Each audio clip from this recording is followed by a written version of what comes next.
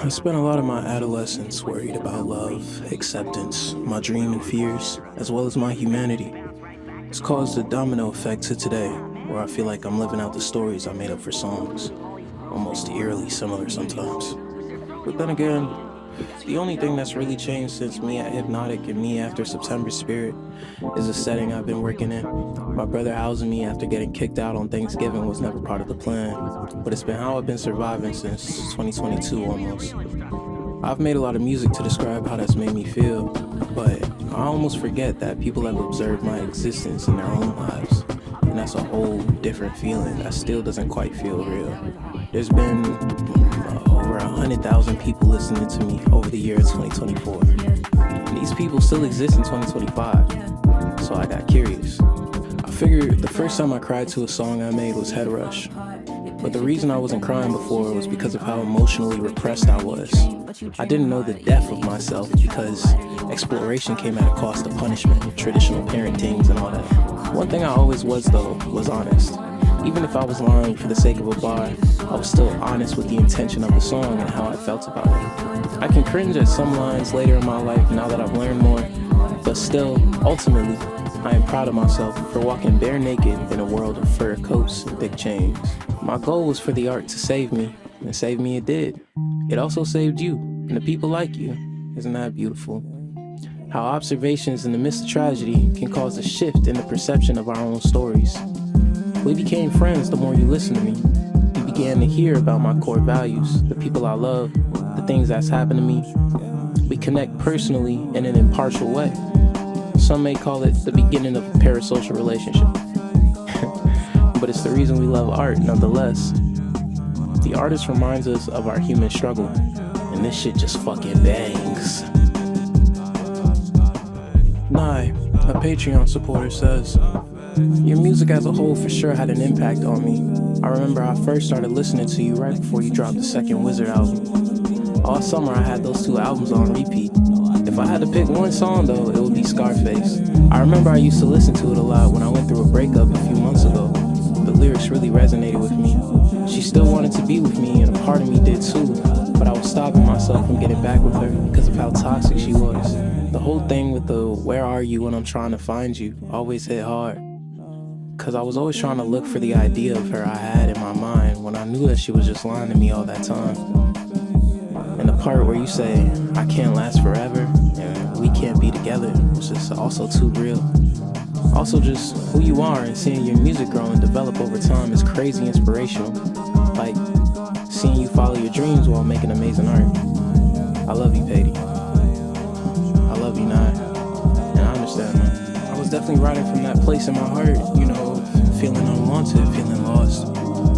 Especially in the context of a relationship, that could be the most lonely thing in the world, honestly. Maybe more lonely than just being alone in the first place. Yeah, you know, it's kind of why I make music. Before it was just a way to cope.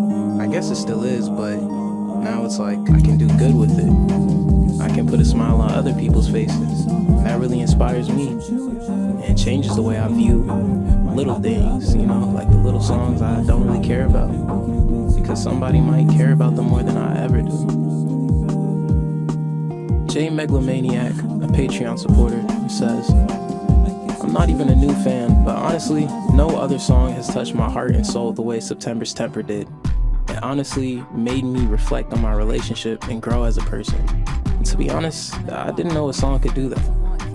I feel you. The September album made me change a whole as a person, as an artist. I changed while making that. That whole year I spent making that album was like formulating everything for me. Because that song for me is like, at least the first half is kind of maybe just outlining the situation. And then the second half is like, shit, I'ma always be who I am. And I'ma dig deeper to find out who I really am. Because I know everything I know so far is just the cusp of it, you know? I'm still young, so I haven't really seen everything. Jaren Surtees, Patreon supporter, says, there's too many.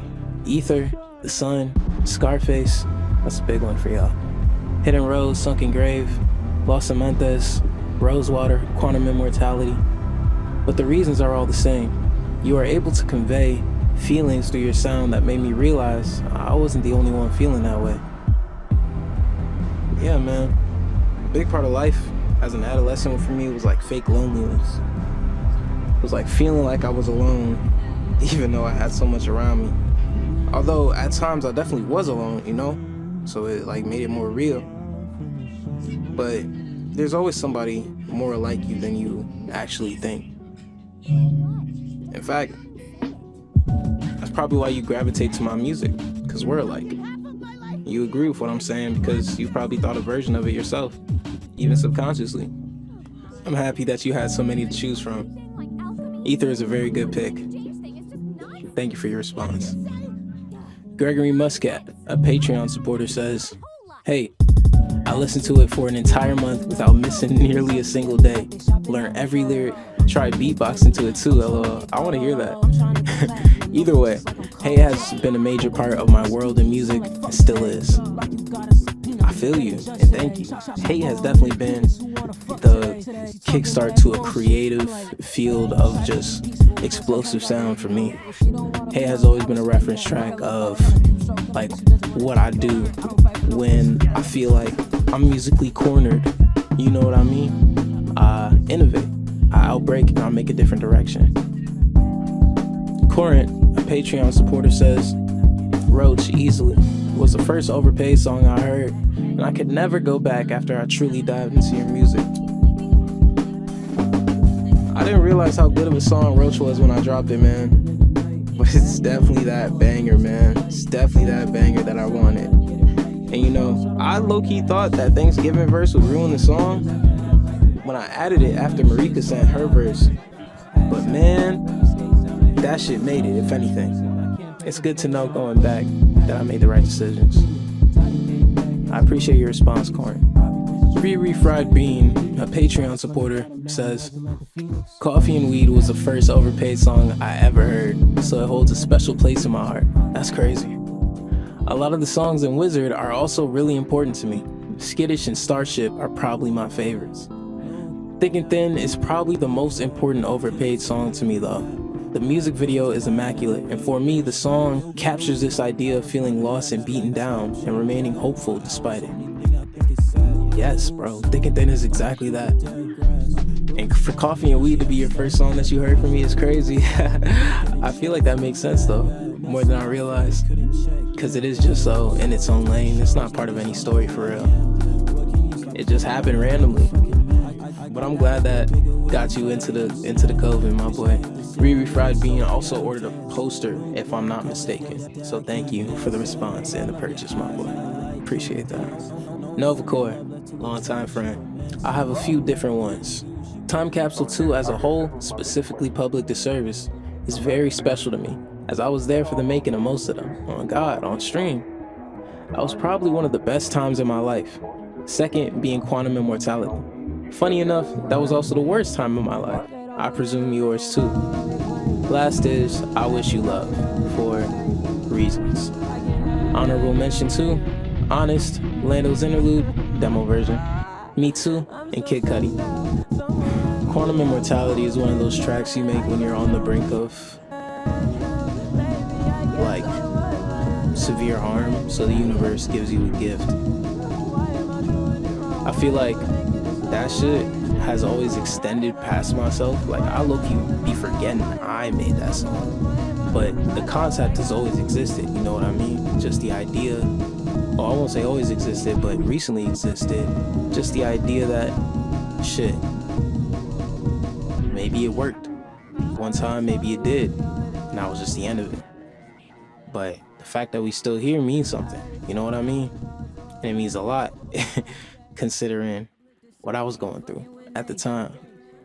But the time capsule Jones are very important to me too, because they're like at very specific parts of my life, and it helps me remember the timeline of how I got up to there, you know? When I made Public Disservice on stream, that was like the prime streaming era, I can't lie. And I've been trying to get back into that recently, but shit, man, my TV fell on my head. I had to learn how to take science serious. But on some real shit though, I'm glad that you have so many suggestions as well, Nova. I'm glad that we connected off the music as well. I'm very grateful for your presence, and thank you for your answer. Star, core fan, says, I need his head cracked before he back home. And for those who don't know, this is my, I think it was called Let the Party Die by Kendrick Lamar. This is my remix of that track, I guess. I basically just used the beat. He says, or they say, a lot of the lyrics in that song just resonate with me. And it's not only the lyrics, it's the sound, the instrumental, and the background vocals. The song is so perfect, yet so underrated.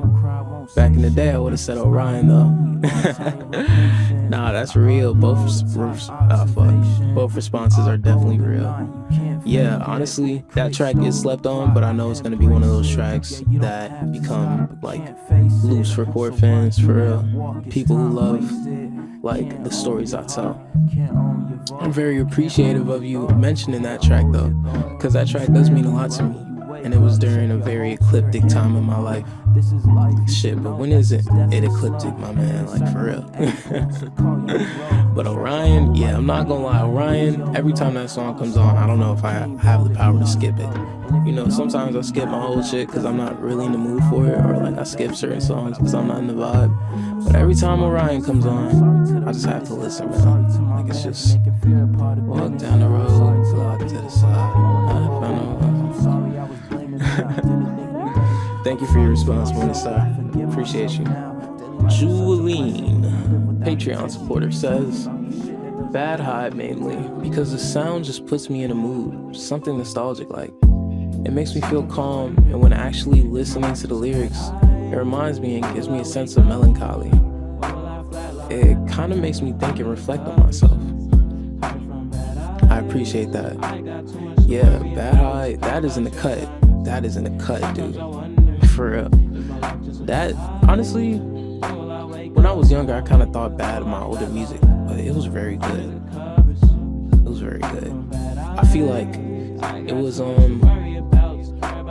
like Bad High especially was such an important song for me when I made it, because it was just like,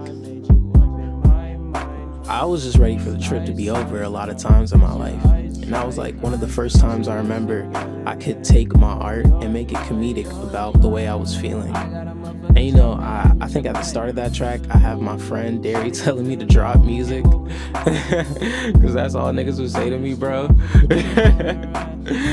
But you feel me, it'd be like, damn, like, okay, I actually have like people who maybe not rely on me, but people who, you know, are looking forward to the next thing I do and are expecting some nice shit.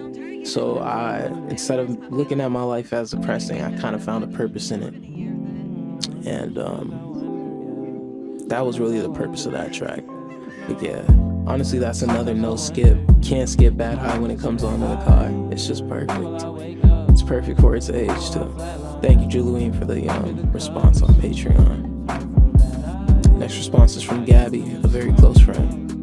You love forgetting about this track. Drop it on EDAP, please. But Don't Take Me Home resonates so much with me. It's got this droning hope for something more, or fear of something less.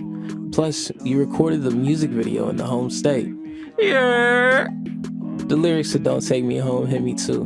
Lines like, trauma bond with the girl who gon' love me for my scars. While I can be myself and niggas tell me that I'm hard. I just dance on the curb to remind us who we are.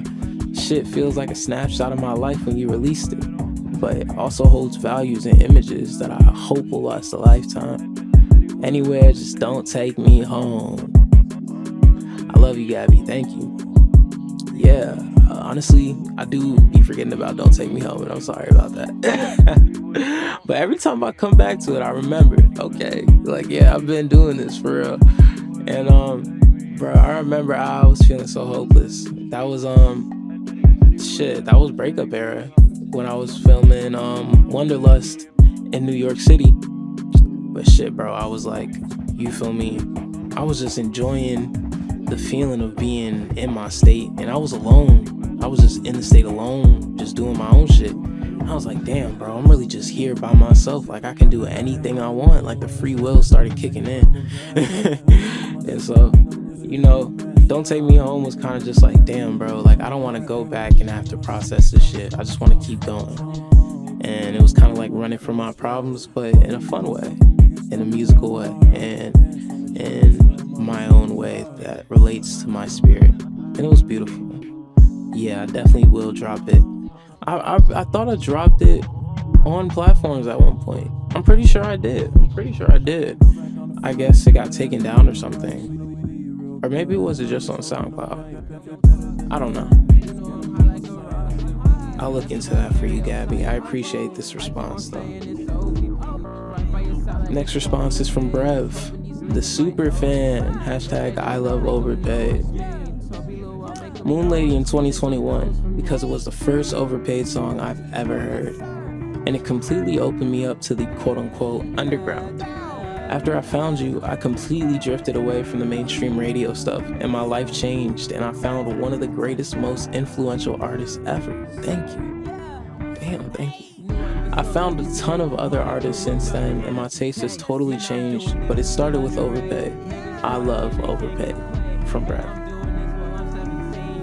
Now, Brev was texting me, the way I really connected with bro was through Instagram. And he was texting me like every day for like 100 days or some shit. I love Overpade. Every story response, everything I would post on the medias.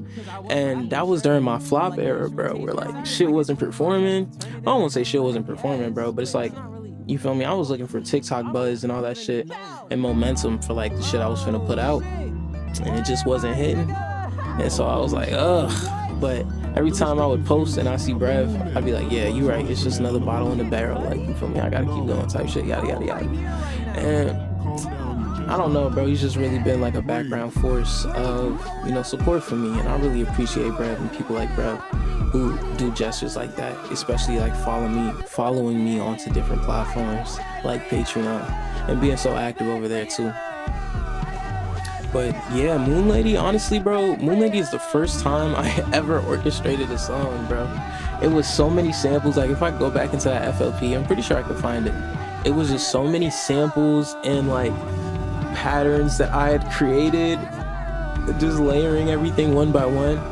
And at the time when I made it, bro, I thought I was fucking Beethoven, bro. I thought I was Jerry Rig cooking that shit into something amazing. And to tell the truth, it is still something amazing.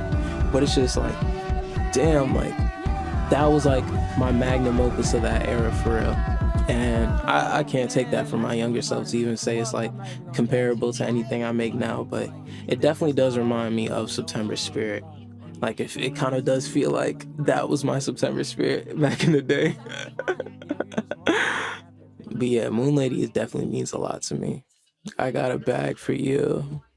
And I'm glad I could help you, like, meet other artists, because there's tons of other artists in the underground who do crazy cool shit. I'm just going to say names off the top of my head, right? Zion Cat, Perry Mason, Moochie,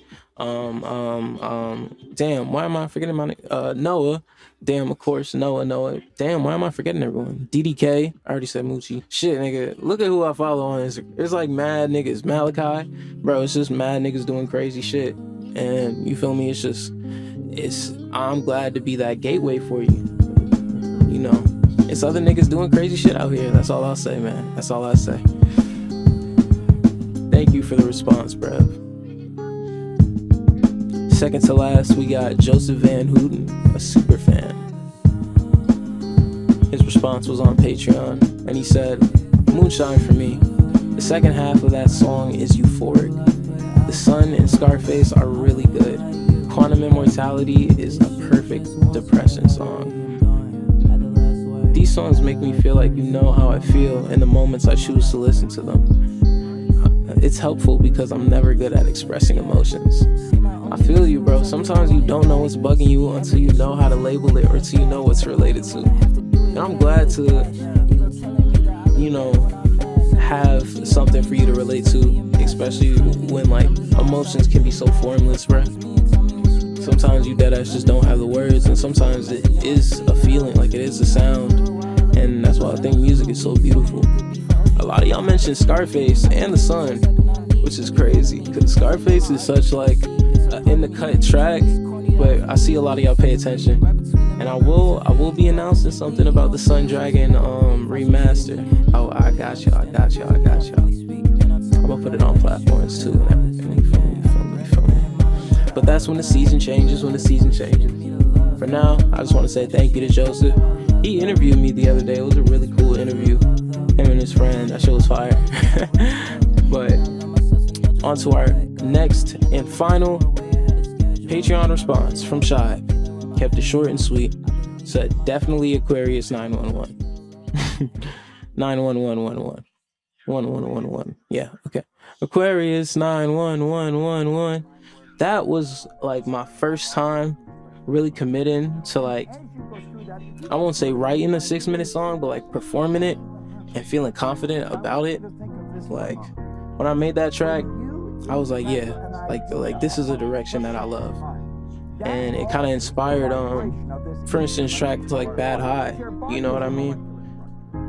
And that era of my life was just very discovery at that point. Like, bro, that was like around the time I figured out Aquarius wasn't a water sign, it was actually an air sign. And I was just like learning shit about myself, about the fact that I was an Aquarius, you know, and I started like learning about astrology and shit. But I don't know, I was feeling like nihilistic about life, as you do when you're a teenager. You just feel like everything is hopeless sometimes. And, you know, it points to like a feeling of like, what's the point of being in this grand cycle? And I'd definitely love to re-explore like that type of track again, or maybe do a remaster of it, or just another cover of it. Because I feel like, you know, even though I have released these tracks, my perspective has grown and changed, and I can obviously write, I won't say it much better because, you know, I'm not gonna say it was bad verse or nothing, but I can write a more intricate verse, more relay into the perspective of this world and times. So let me know if there are any songs you want me to do that for, if that sounds interesting. But thank you, Shibe, for your response.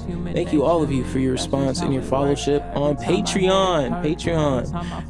It's patreon.com/c/paidpoor, and it's completely free to join, although I have launched different tiers. I'm gonna explain it for you real quick.